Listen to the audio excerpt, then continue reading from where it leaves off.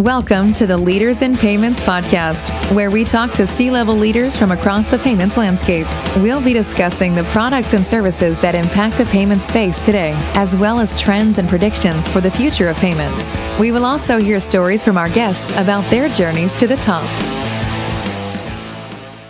Hello, everyone, and welcome to the Leaders in Payments podcast. I'm your host, Greg Myers, and on today's show, we have a very special guest, John Gordon, the CEO of ValidiFI. So, John, thank you so much for being here. Well, thank you for having me. I appreciate the opportunity. Absolutely. So if you don't mind, start off telling our audience a little bit about yourself, maybe where you grew up, where you went to school, where you currently live, a few things like that. Sure. So I am a native Atlantan. There aren't many of us.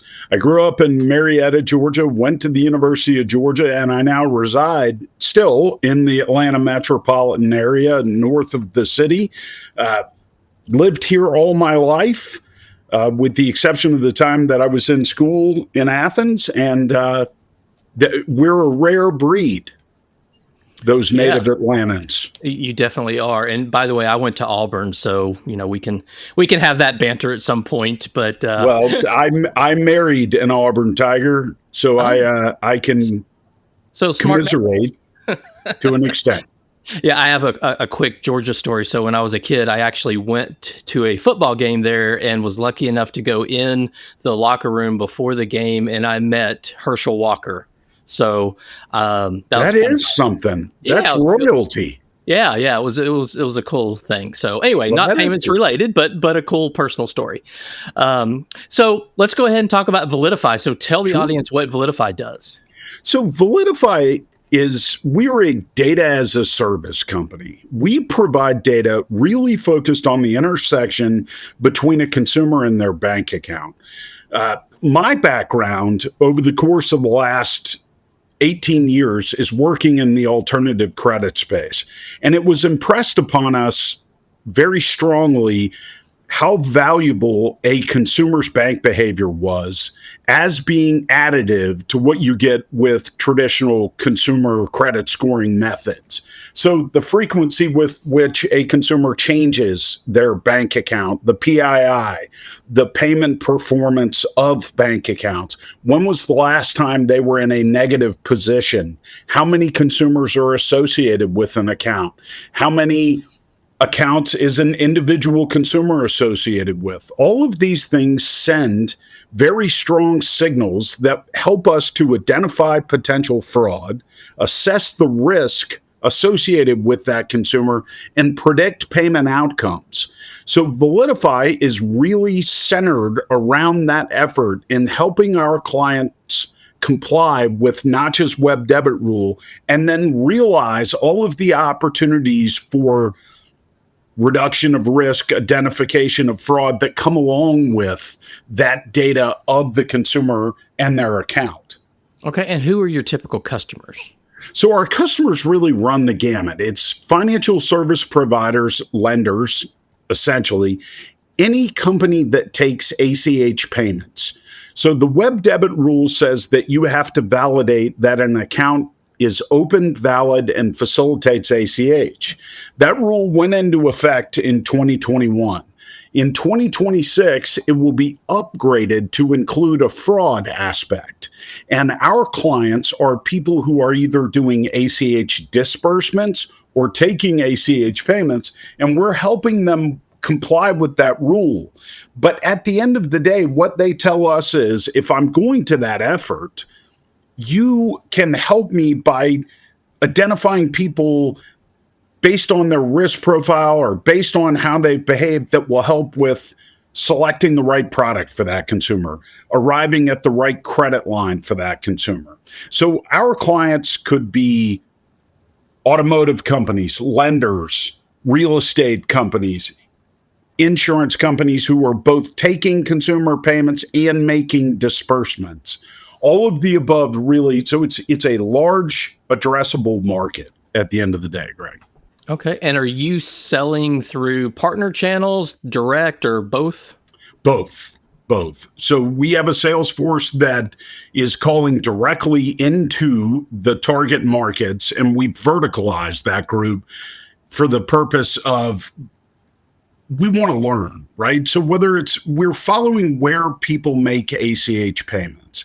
And if I give you kind of an example of that, if that's all right, Greg? Sure, absolutely. So we have a partnership with a company called PDI we've done a press release and are working on a case study in regard to this. And what they do is they enable payments to be attached to loyalty cards for convenience store programs.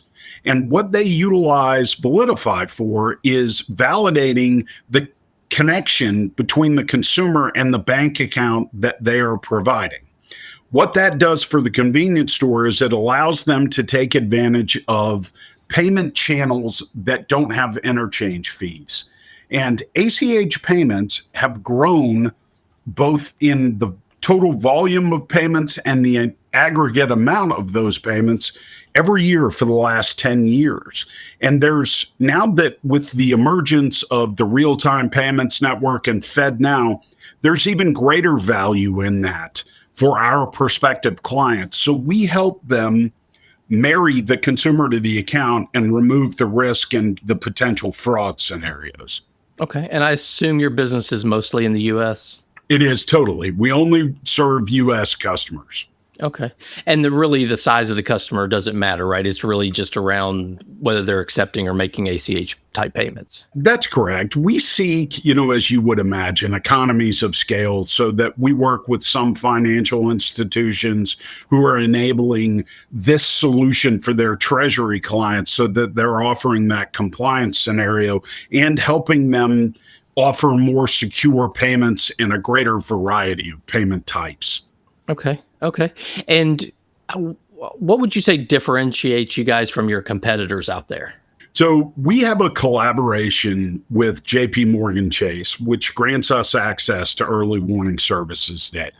And if you want to validate bank accounts, having partnerships with a bank consortium and the world's largest bank are two great places to start. And so coverage is what differentiates ValidiFI. Beyond that, the way that we operate is we don't ask our customers to pay setup fees or monthly minimums. We believe in performance pricing. If what we do is working for our clients, our experience says not only will they continue to work with us, they'll look for more opportunities to work with ValidiFI. And our experience has also shown us that largely our clients, or any clients, grow to resent monthly minimums that they don't hit. Now, if we have a client who comes to us and says they're looking for some exceptional pricing, we might want to put some guarantees in there.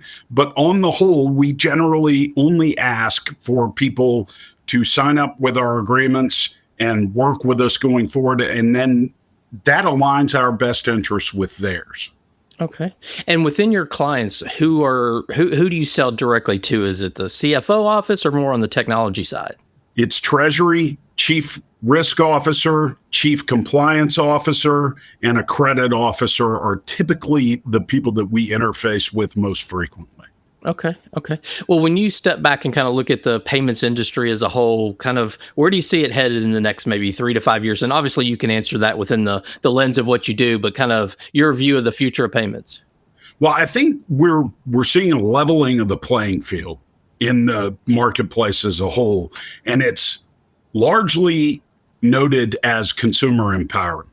So I hear a lot about open banking. Open banking in the United States does not exist in the way that it does in Europe as we're speaking today. I believe that as consumers have greater choice, and they do, and it's going to behoove service providers to enable the payment opportunities to meet those consumers in the ways that they want to pay. An example of that would be, I never would have imagined, and I think you and I are roughly the same age, Greg. When I was a kid, layaway meant you went to Kmart every week, gave them $10, and after a while you got the bicycle. Nowadays, you just agree to pay them later and they give you the bicycle today.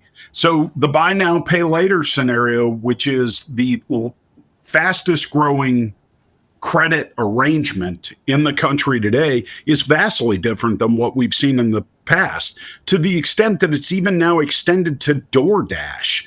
people are doing DoorDash orders and paying for arrangements. It's insanity to me when I think about it.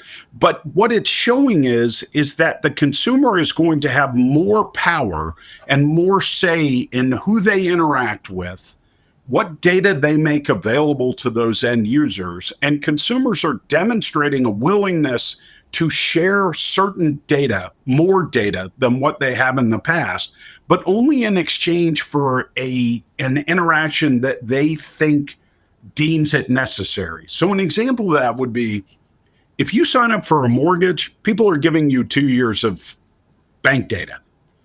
If they're enrolling for an online program, most consumers are viewing credentialed access to their bank account as a bridge too far.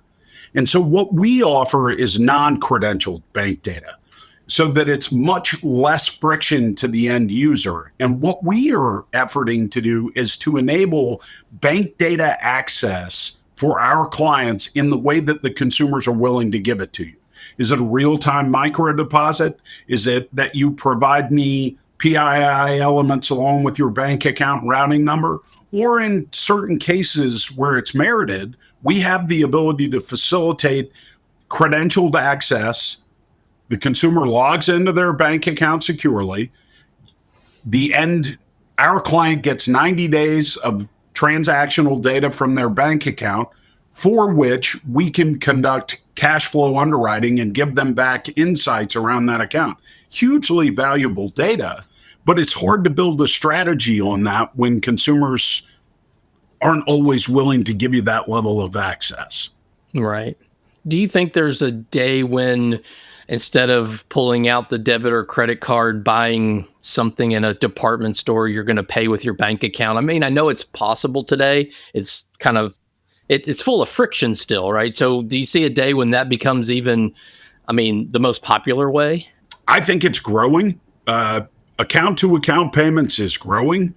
And, there's so much generational information that's out that says millennials don't like debt. They don't want to buy homes. Gen Z's the silent generation. They're even less likely to interact. I think what we're seeing is that consumers want the ability to have as much opportunity to pay in different ways as possible. And I think what's happened is traditional scoring methodologies haven't changed in 50 years. But the way that consumers interact, secure, and utilize credit has changed dramatically. So do I think it's possible? Absolutely. I think we're rapidly headed that way. If you look at the Target RedCard as a case study, those are consumers attaching their bank account to that RedCard. When that program started, people thought Target was crazy because they were offering a 5% discount in exchange for that enrollment.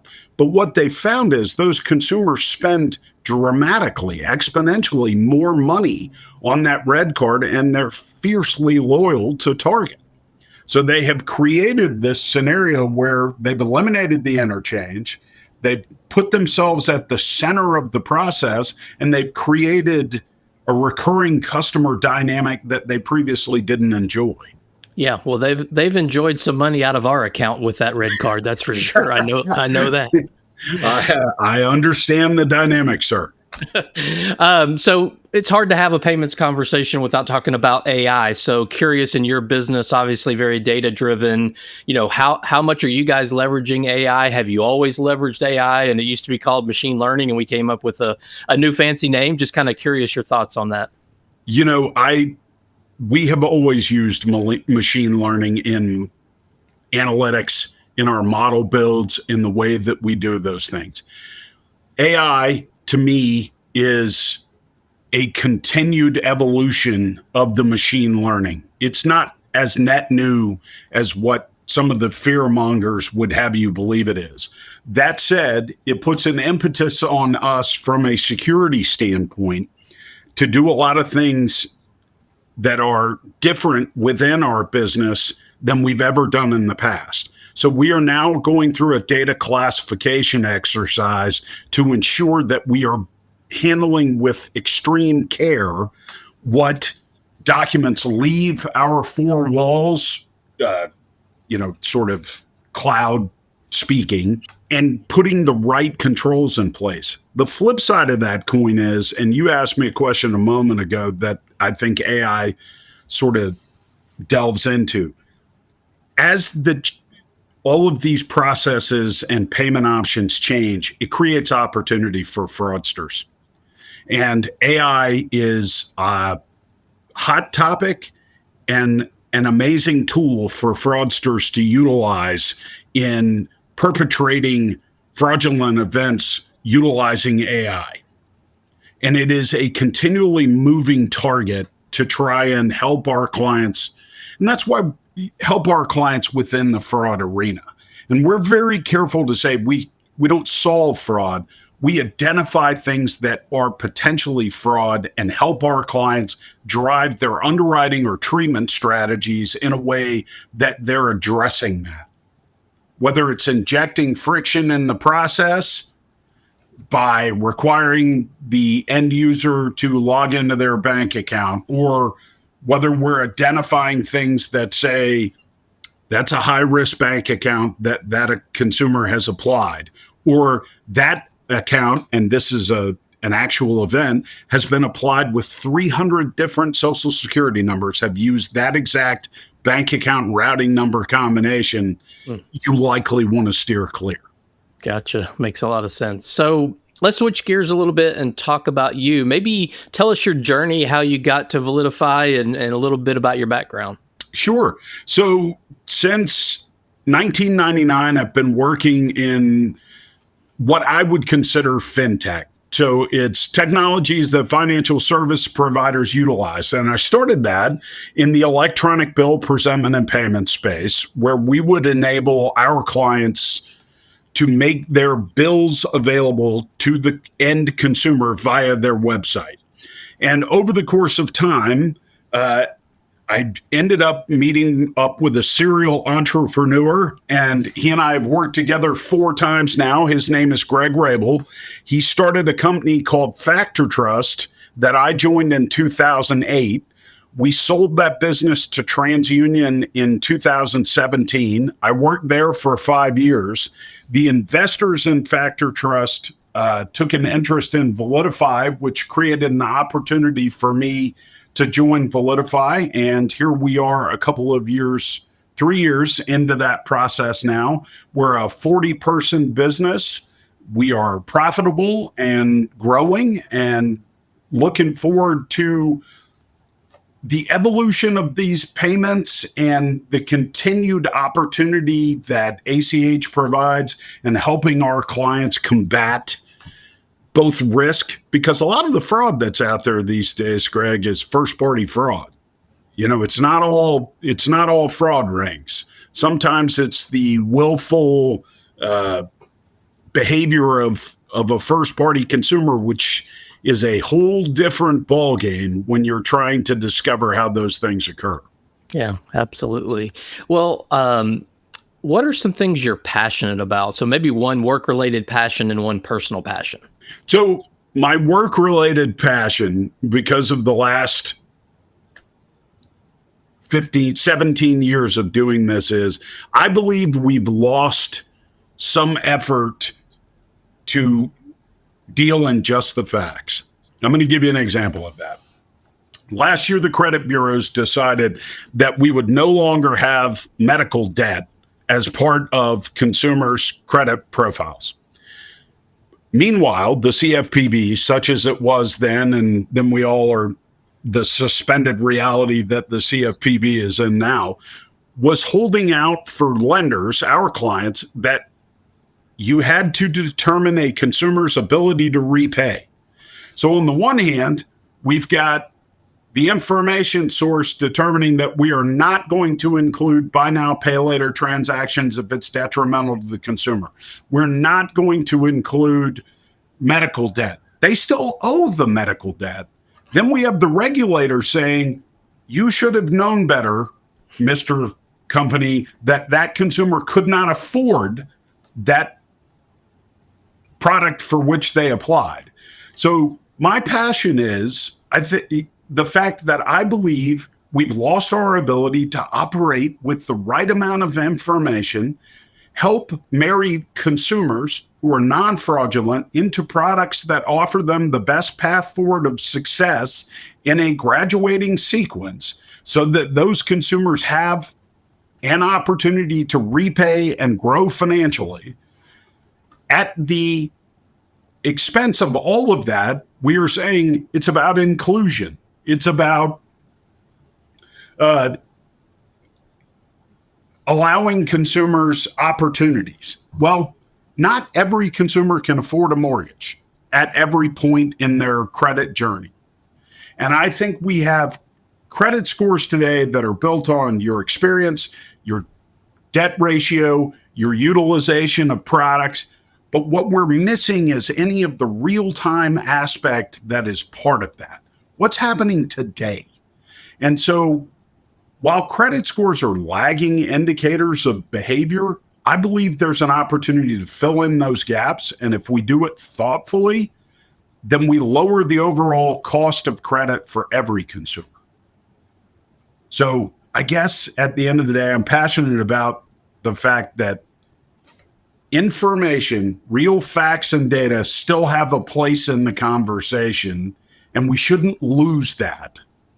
So I hope that answers your question and makes sense. Yeah, it makes a lot of sense. What about on the personal side? What's your personal passion? So, I have 3 children and I way over married.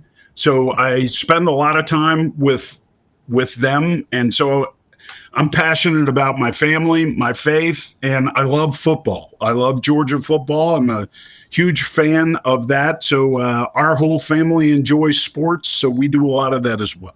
Great. So, John, if someone comes to you, maybe they just graduated from Georgia and they look at payments and fintech and they say, hey, I want to build a career in this space. What advice would you give them to help them be successful in their careers?